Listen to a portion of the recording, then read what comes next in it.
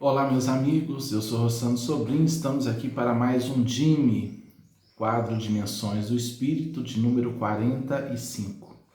E hoje abordaremos um tema muito sério, a terrível estratégia das trevas. Se você é trabalhador espírita, se você atua em alguma comunidade espírita, certamente você sabe que há muitos desafios a serem enfrentados, né? Ataques de espíritos inimigos da causa, conflitos interpessoais, o que é perfeitamente natural dentro de um laboratório de almas, que uma casa espírita é um laboratório de almas. O próprio planeta Terra, assim como a estrutura familiar, constituem laboratórios de aprendizado. A sombra do outro aciona a nossa sombra e isso faz com que possamos trabalhar a nossa própria sombra e nos burilarmos. Mas há situações muito delicadas, muito difíceis. Muitos companheiros desistem, abandonam o trabalho e, acredito, deixam de evoluir, né? Outros abraçam outras propostas, outras metodologias e prosseguem realizando o trabalho espiritual. E eu produzi ontem um texto que fala um pouco dessa questão difícil, né, dos desafios. É um texto autobiográfico, mas que eu quero compartilhar com vocês dentro dessa proposta de identificarmos a estratégia das trevas para mobilizar o trabalho, os nossos esforços, ainda que singelos. Todos nós, trabalhadores espíritas em especial. O texto que escrevi é intitulado Entre Espinhos, Flores e Perfumes. Quando contatei pela primeira vez a codificação espírita, os 5 livros básicos escritos por Allan Kardec, fiquei impactado pela grandiosidade do espiritismo. Indubitavelmente foi a maior experiência espiritual da minha vida. Através da obra de Kardec, senti e entendi mais profundamente Jesus. Então, de fato, como Emmanuel diz, Jesus é a porta e Kardec é a chave que oportuniza abrirmos essa porta, né? Antes mesmo de me vincular ao movimento espírita, o que ocorreu no ano de 2002, li toda a codificação kardeciana. Então aí busquei uma casa espírita e comecei a frequentar, inicialmente participando de um grupo de estudos e dentro de no máximo 2 meses de frequência, comecei a singela tarefa de realizar palestras em diversas casas espíritas em Minas Gerais, no meu estado, e depois em outros estados da federação. Muito cedo iniciei também na literatura espírita, publicando em 2004 o romance O Mistério de Tel, que acabou vencendo o concurso literário nacional João Castardelli, promovido pelo programa Boa Nova na TV da Fundação Espírita André Luiz de São Paulo, a FEAL. Essa realização foi motivo de grande júbilo para minha alma, um autor do interior das Minas Gerais, filho de uma modesta costureira e de um simples comerciante. Que alegria incomum experimentei com a alma limpa, feliz. Foi a partir desse êxito literário, meus amigos, que comecei a também experimentar os maiores desafios do trabalho espiritual. Se eu já me sensibilizava e me felicitava com as flores, o conhecimento espírita e muitos amigos sinceros que a doutrina me trazia dia após dia, e os perfumes, a presença sempre amorosa dos amigos espirituais, agora eu também começava a sentir a aspereza dos espinhos da senda. Críticas gratuitas, ataques elaborados, agressões verbais, deboches e até perseguições silenciosas começaram a fazer barulho intenso em derredor de mim e nunca mais pararam. No primeiro momento, o desejo foi o de deixar o trabalho abraçado, mas meu compromisso nunca foi com os homens, e sim com os espíritos. Num segundo momento, o desejo forte de me defender, porém eu perderia grande energia na luta, energia que me faltaria para o trabalho, os livros, as palestras, coordenação de grupos, entrevistas, atendimentos a tantas pessoas em sofrimento, etc. Foi aí que eu me dei conta da profundidade da fala do grande Herculano Pires, professor Herculano Pires. Escreveu ele: o Espiritismo é uma doutrina de gigantes nas mãos de pigmeus, que somos todos nós. comecei a perceber a distância entre a doutrina e o movimento dos homens, o que hoje compreendo ser perfeitamente natural, sem falar que todos os desafios da convivência humana são importantes para o nosso amadurecimento psicológico e espiritual. Porque se nós evadirmos do combate, desse atritar das arestas, nós perdemos oportunidade de crescimento, nós deixamos de crescer. Então isso faz parte do processo evolutivo. Não é fácil, mas faz parte.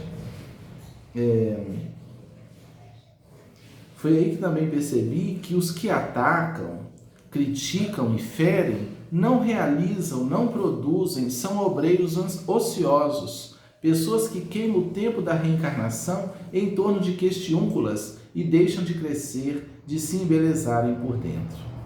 Nesse exato momento, também entendi que as trevas têm um grande objetivo: tirar-nos do foco do trabalho, do foco do bem e nos arrastar pelos labirintos da contenda, da indignação, da decepção. Então, a grande estratégia das trevas é gerar barulho, incomodar, ferir o ego humano, e aí você se volta para dar atenção, para dar ouvidos, para justificar, para explicar, para se defender, e as energias que deveriam ser canalizadas para o trabalho edificante, para a coordenação do centro, para a realização das palestras, para a evangelização infanto-juvenil, para tantas as tarefas, para a escrita do livro, para o trabalho na mídia, de difusão da doutrina, você perde tempo e queima o seu tempo se defendendo e passando a viver no clima mental dos ataques, dos agressores, enquanto que o nosso dever é orar por eles, como propôs Jesus, e prosseguir na senda. Incomoda muito porque normalmente os agressores não são pessoas de fora, como antigamente, né? Muita gente atacava Chico Xavier, pessoas de outras religiões, mas do próprio agrupamento, do próprio movimento, né?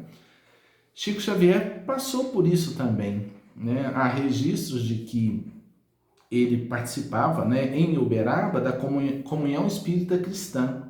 E os dirigentes decidiram se reunirem para definir o destino das obras que o Chico psicografava. Veja bem, vejamos bem a audácia de certas pessoas querer interferir diretamente no trabalho de um homem como Chico Xavier. Isso deixa a gente chocado, né?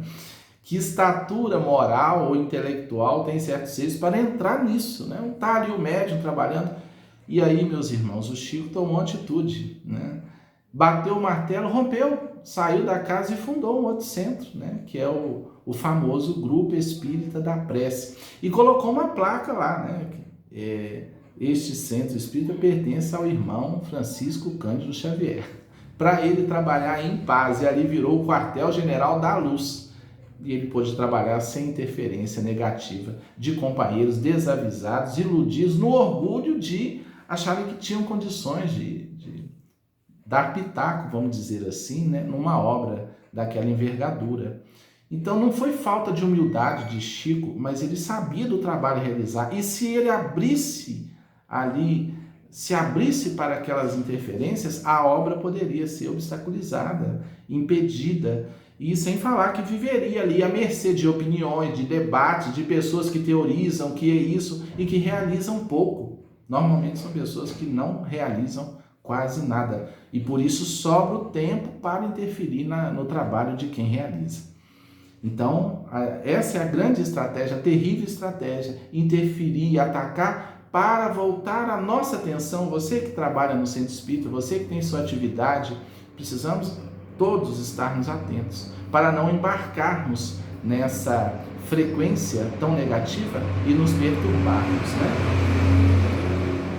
Prosseguindo com o texto e fechando o texto aqui, tirar-nos do foco do trabalho e tal.